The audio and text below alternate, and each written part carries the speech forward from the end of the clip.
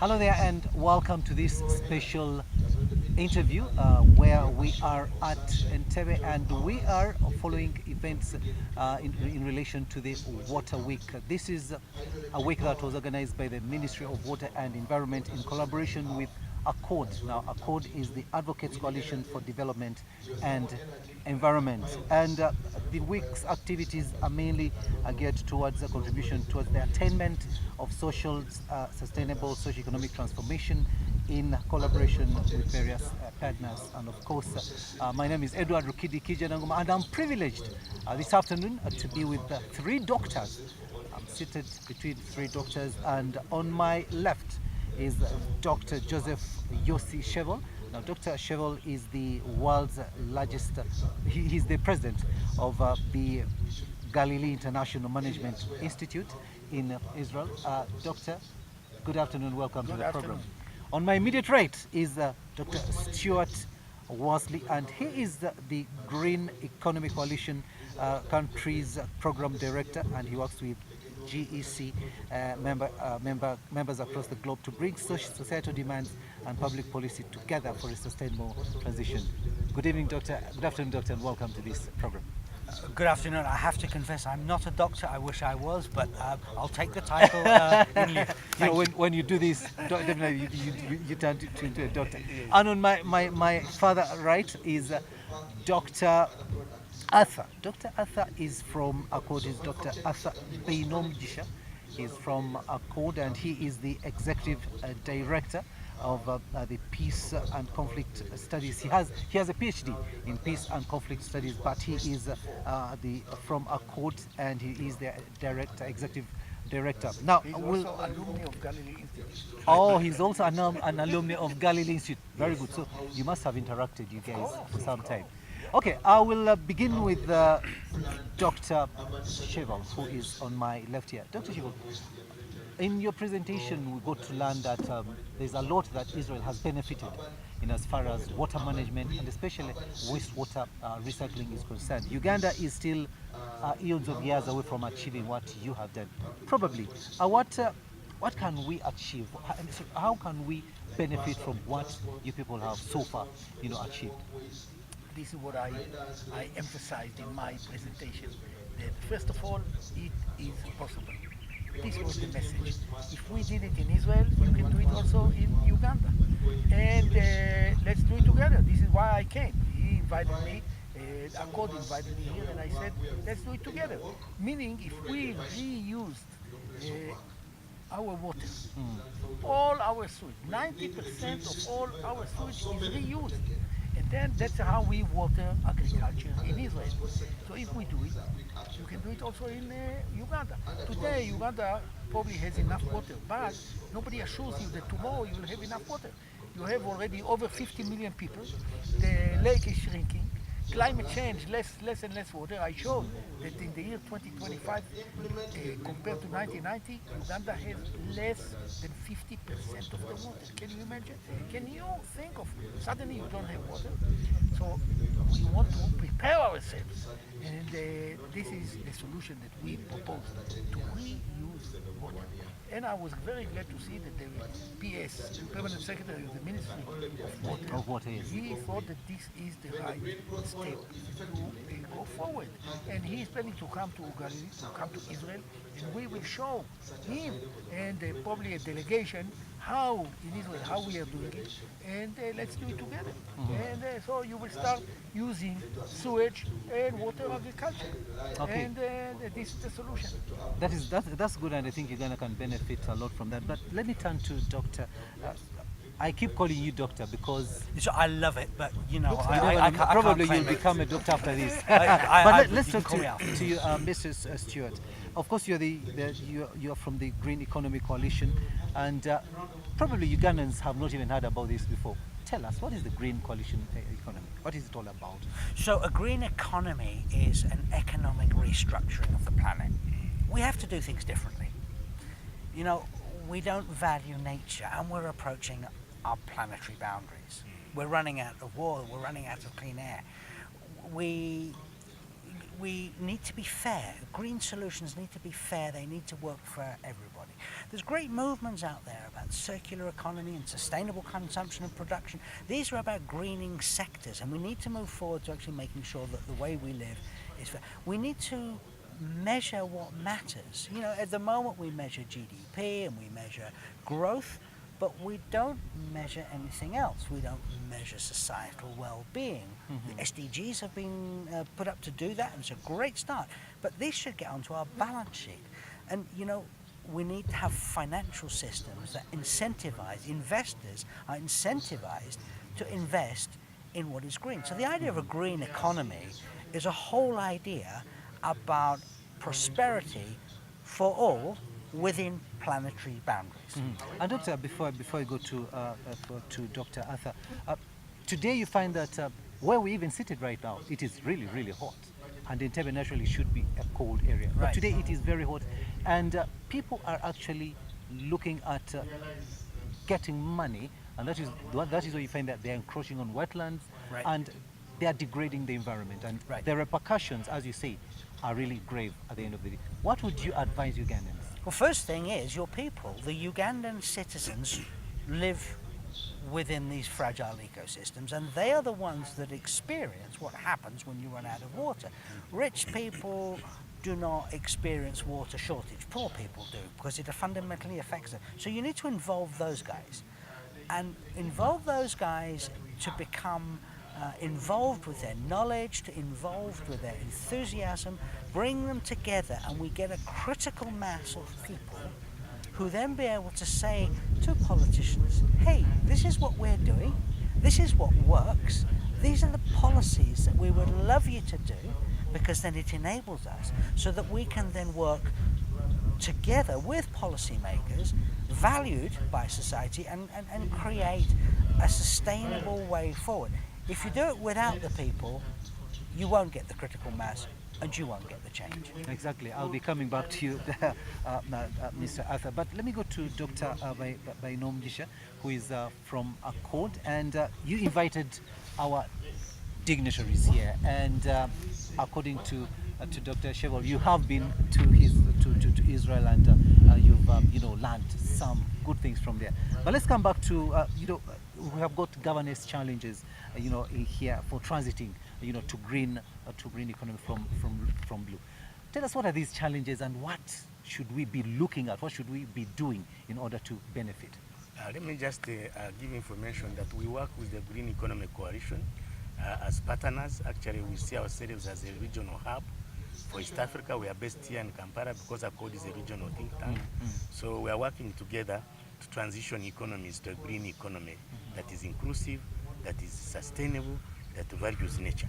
The Green Economy Coalition in Uganda. In the green economy, actually, we even have a network of members, and the ministry. One of the staff from the ministry actually is the chair of the network. One of the critical challenges that we face in conserving nature is actually because it is underfunded, it is undervalued, especially by our governments, not only in Uganda but across the world. And this message needs to go across the world governments, the people in charge of the finances, that the environment, that if you invest in environment and natural resources, you actually you reach a critical mass of the population. You save this environment, you create sustainable development. We all enjoy, and the future generations will also enjoy. Otherwise, what if they will continue with the kind level of destruction of the environment? We are seeing water disappearing. We are seeing the lacking clean air to breathe. We are seeing the climate change with this heat wave that is hitting us. So climate change is here. The limits of the planet, we have actually already reached it. And what are we bequeathing to the future generation? An environmental debt. And a lot of catastrophe. So what we are saying, there is a sense of urgency for us to appeal to the government, the people that are in charge of running the governments, especially the government of Uganda, to invest enough money in the environment and natural resources. Because up to now, it gets the least. It's one of the least funded, less than 3% of our entire budget is put to the environment and natural resources. And yet, Uganda Uganda is a nature-based economy. So why don't you put more money where more mouths are? That's the point we are talking about. And then you have a ripple effect in terms of the benefits that accrue to all of us. Doctor, before you leave the microphone, today one of the panelists actually is a member of parliament, and they are the ones who make the laws. There are laws in place, in as far as protecting the environment and conserving it is concerned. But you still find that the citizens are actually going against the laws, and nothing is happening. What is the loophole there? Yeah, I think another critical challenge that we face is about rule of law and implementing the laws that we have made.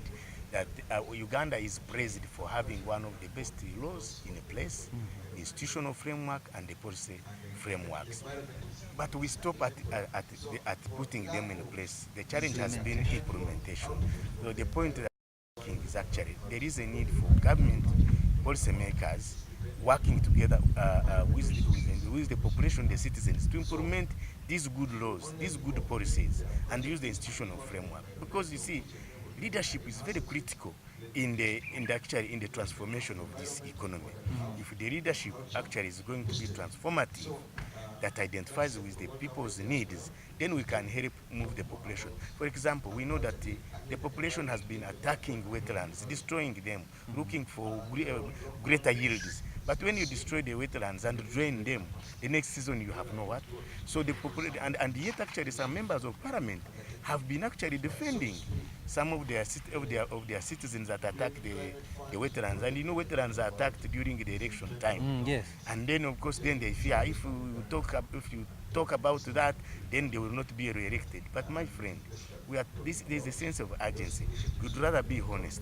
If we have a partnership, you can call it a partnership for peace, and you conscientize your electorate, the people who elect you, and you share this wealth of knowledge that we have about the implication of destroying the wetlands, the forests, and other water resources. I can assure you the people are intelligent enough. They will be able to re-elect you because they know that there is a future with you. But why do we fear to tell the people the truth, and we just focus on being re-elected when the future is not there? Thank you so much, Doctor. I'll come back to Dr. Joseph here. Mr. Stewart has told us about the green economy, and you are from the blue. I see it is the Galilee International Management Institute, and also we see that you talk about the blue economy. What is the blue economy? This is exactly what I said earlier.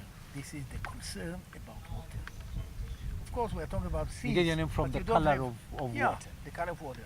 Of course, we are talking about oceans also, but you know, you are a landlocked country, so we're talking about the water, not the ocean. Now, don't forget, the Lake Victoria is also the source of the Nile, Yes. the White Nile. And if Lake Victoria is going to dry out, then we will have a major problem in Egypt.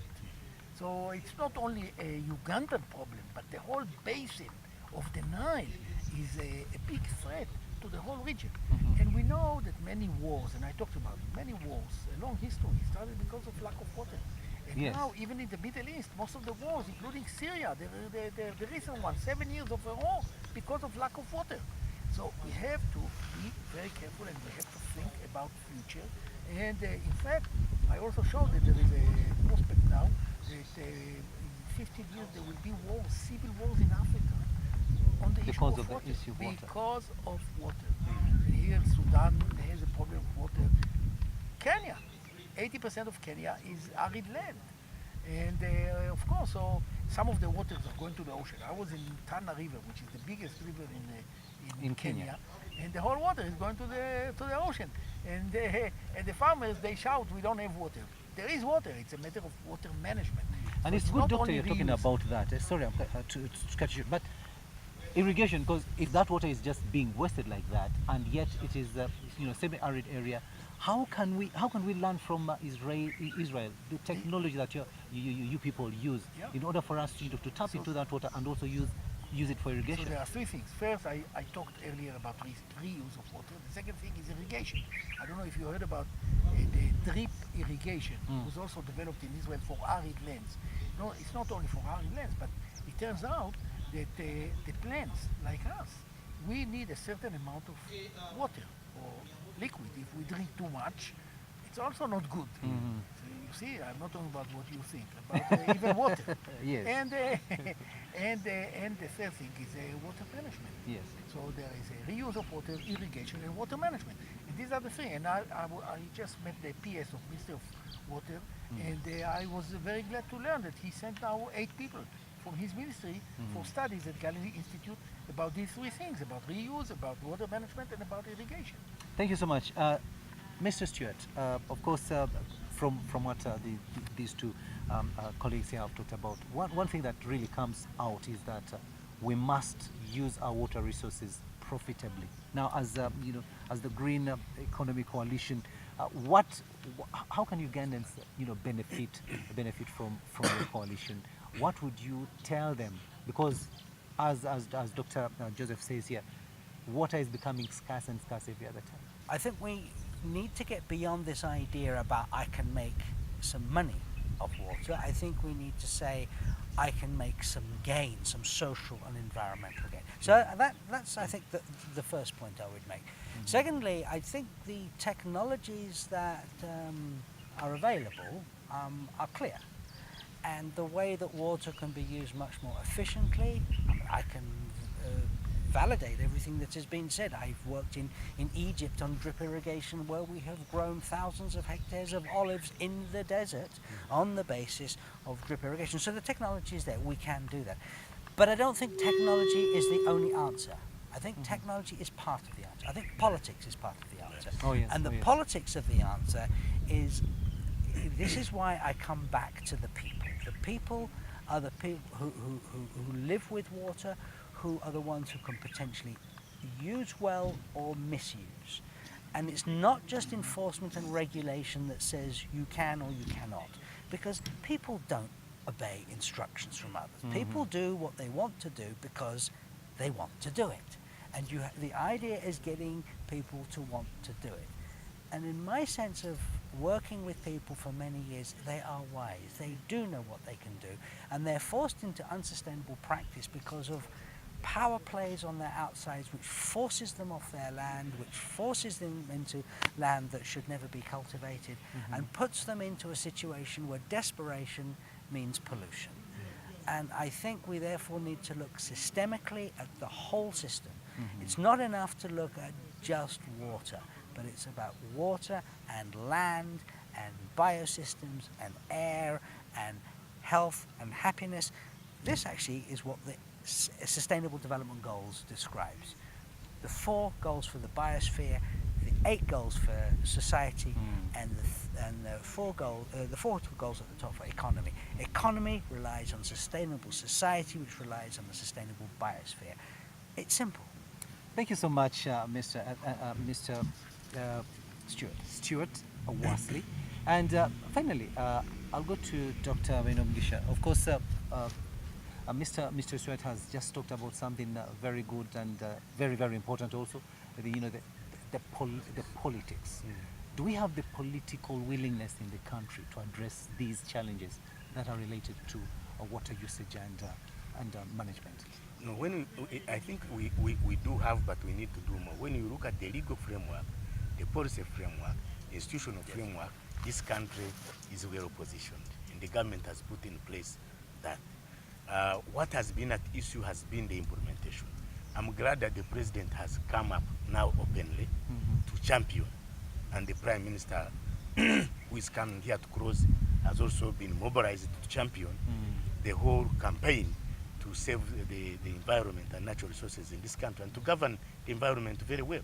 Because I know that, for example, Accord has been, with support from JEC, has been working on the restoration and protection of River Rizi and the entire, in Western Uganda. It covers 10 districts across in the west and the central region. That river is dying and actually serves Mbarara, a municipality, which is poised to become a regional city. But the heart in the life of a city must be based on the sustainable provision of water.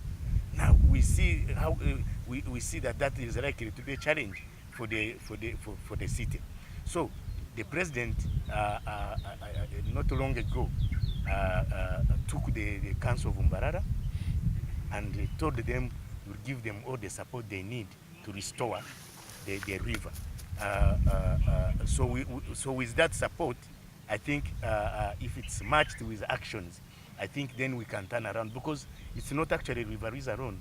Most of the river systems in this country are under stress. They are very stressed, and they are part of the River Nile system that is talking about.